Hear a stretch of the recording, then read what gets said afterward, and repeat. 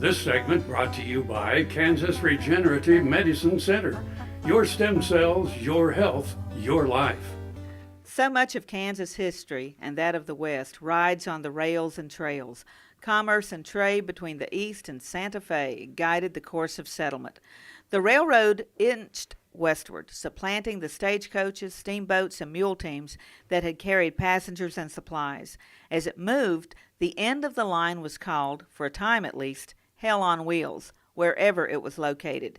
In June 1866, the Union Pacific Railroad Eastern Division arrived at Junction City, just west of Fort Riley.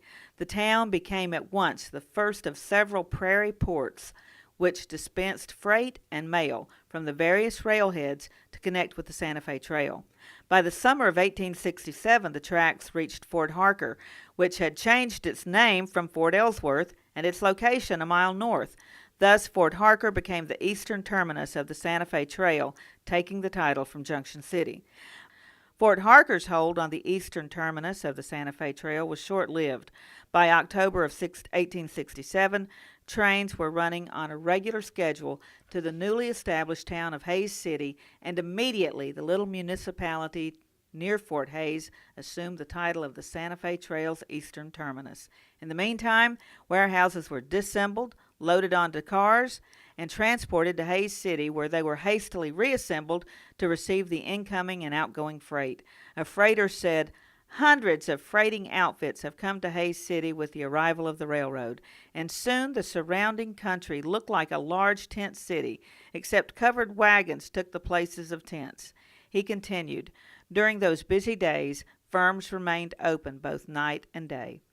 Those busy days in Hays City came to a close in June 1868 when the railroad arrived at the little town of Phil Sheridan, 12 miles east of Fort Wallace.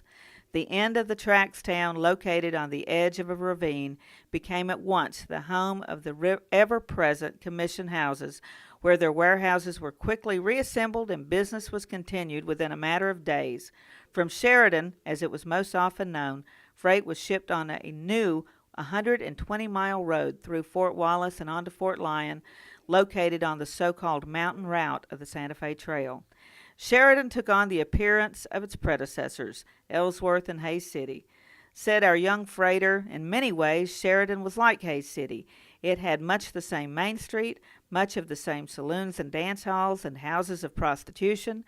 During this period, the laying of tracks ceased because of financial troubles. Consequently, the railhead remained at Sheridan until 1869. The railroad company reorganized and renamed the Kansas Pacific Railway, pushed westward to Kit Carson in Colorado Territory in 1870. This town, said the freighter, was different from the others. It was decent.